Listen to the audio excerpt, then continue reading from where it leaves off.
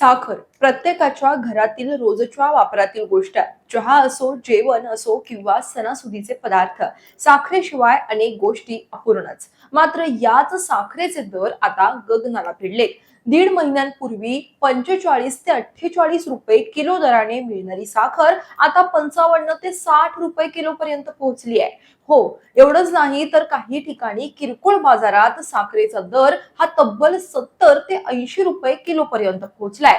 पण साखर अचानक एवढी महाग कशी झाली? देशात साखरेचा तुटवडा आहे का? की वादाच्या भोवऱ्यात असलेल्या इथेनॉल निर्मितीसाठी ऊस वळवल्यामुळं साखरेचे उत्पादन अचानक कमी झाले आहे का? आणि सरकार या वाढत्या दरांवर नियंत्रण मिळवण्यासाठी नेमकी कोणती पावले उचलत आहे? चला तर मग सविस्तर जाणून घेऊयात. नमस्कार, मी अक्षता. आपण पाहताय मुंबई आउटलुक.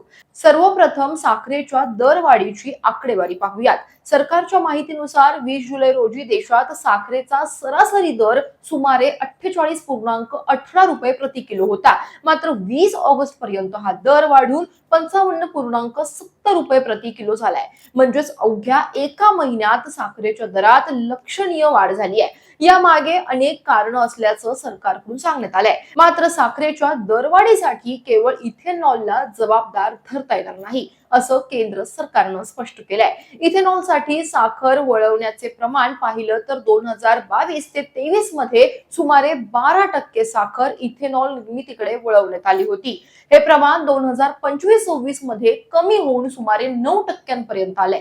त्यामुळे इथेनॉल निर्मितीसाठी साखर मोठ्या प्रमाणात वळवल्यामुळेच साखर महाग झाली असं म्हणणं पूर्णपणे योग्य नसल्याचं सरकारने म्हटलंय. मात्र यंदाच्या साखर उत्पादनाच्या अंदाजात मोठी घट झाली आहे. सुरुवातीला देशात सुमारे 34.3 दशलक्ष टन साखरेचे उत्पादन होईल असा अंदाजा होता. आता हा अंदाज सुमारे 30.6 दशलक्ष टनांवर आलाय. म्हणजेच अपेक्षेपेक्षा जवळपास 3.7 दशलक्ष टन उत्पादन कमी होण्याची शक्यता आहे. या उत्पादनातील घटेमागे हवामानातील बदल आणि ऊस पिकावर झालेला परिणाम महत्वाचा आहे. अनेक भागांमध्ये अतिवृष्टी आणि शेतात पाणी साचल्यामुळं ऊस पिकाचं मोठं नुकसान झालं. त्याचबरोबर लाल कुजवा आणि खोडकिडा यांसारख्या रोगांचाही ऊस उत्पादनाला फटका बसला.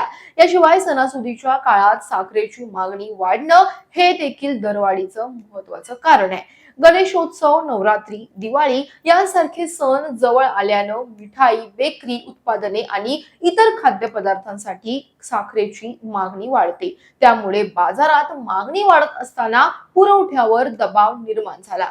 पण यासोबतच आणखीन एक गंभीर मुद्दा समोर येत आहे, साठेबाजीचा. देशात साखरेचा तुटवडा नसतानाही काही व्यापारी, वितरक किंवा मध्यस्थांकडून मोठ्या प्रमाणावर साखर साठवली जात असल्याची शक्यता व्यक्त केली जाते. साखर प्रत्यक्ष कारखान्यातून बाजारात आणण्याऐवजी तिच्यावर सट्टेबाजीचे व्यवहार होत असल्यानेही दर वाढत असल्याचं केंद्र सरकारनं निदर्शनास आणलंय. सरकारनं ही बाब गांभीर्यानं घेतली असून साठेबाजी रोखण्यासाठी व्यापाऱ्यांवर साखर साठवणुकीची मर्यादा लागू केली गेली आहे. 1 ऑगस्ट ते 30 नोव्हेंबर 2026 या कालावधीत व्यापाऱ्यांना जास्तीत जास्त 400 टन साखरेचा साठा ठेवता येणार आहे. तसेच 1 सप्टेंबर पासून मोठे खरेदीदार आणि घाऊक ग्राहकांना 15 दिवसांपेक्षा जास्त काळासाठी साखरेचा साठा करता येणार नाही. केंद्र आणि राज्य सरकारची पथके साखर कारखान्यांना भेट देऊन तेथील साठ्याची तपासणीही करणार आहेत. आता प्रश्न आहे, जर साखरेचे दर आणखी वाढले तर सरकार काय करणार? देशांतर्गत बाजारातील पुरवठा वाढवण्यासाठी केंद्र सरकारनं 10 लाख टन कच्च्या साखरेच्या शुल्कमुक्त आयातीला परवानगी देण्याचा निर्णय घेतलाय. यामुळे बाजारात अतिरिक्त साखर उपलब्ध होऊन दरवाढीचा दबाव कमी होण्याची अपेक्षा आहे. याशिवाय राज्य सरकारनं आणि साखर कारखान्यांना 15 ऑक्टोबर पासून गाळप हंगाम सुरू करण्याचा सल्ला देण्यात आला आहे.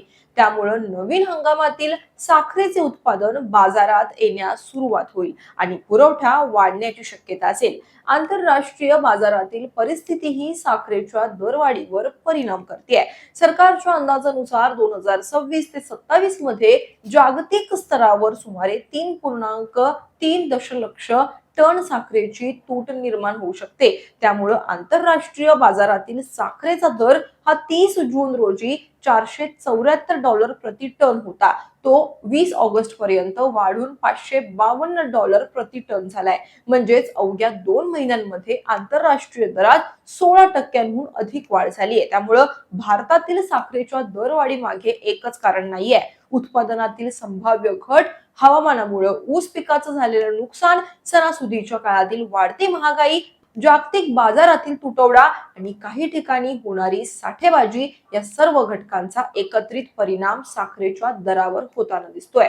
सरकारनं साठेबाजीवर नियंत्रण आणलं, बाजारात अतिरिक्त साखर उपलब्ध केली आणि नवीन गाळप हंगाम वेळेत सुरू झाला तर पुरवठा वाढण्याची शक्यता आहे. त्याचा परिणाम साखरेच्या दरावर होऊ शकतो. मात्र ऑक्टोबर नोव्हेंबर मध्ये सणासुदीच्या काळात मागणी आणखीन वाढली आणि उत्पादन किंवा पुरवठ्यावर दबाव कायम राहिला तर दरवाढीचा धोका कायम राहू शकतो. म्हणूनच साखरेच्या दरवाढीचे संपूर्ण ओझे केवळ इथेनॉल निर्मितीवर टाकणे योग्य ठरणार नाही. उत्पादन, मागणी, साठेबाजी आणि देशांतर्गत तसेच जागतिक बाजारातील परिस्थिती या सर्व गोष्टींचा विचार करावा लागेल. सध्या सरकारनं घेतलेल्या उपाययोजनांमुळे बाजारातील पुरवठा वाढतो का, साठेबाजीला आळा बसतो का आणि सणासुदीच्या काळात साखरेचे दर नियंत्रणात राहतात का हे पाहणं महत्वाचं ठरेल. कारण साखर ही प्रत्येक सामान्य कुटुंबाच्या रोजच्या स्वयंपाकघराचा महत्वाचा भाग आहे. त्यामुळं साखर महागली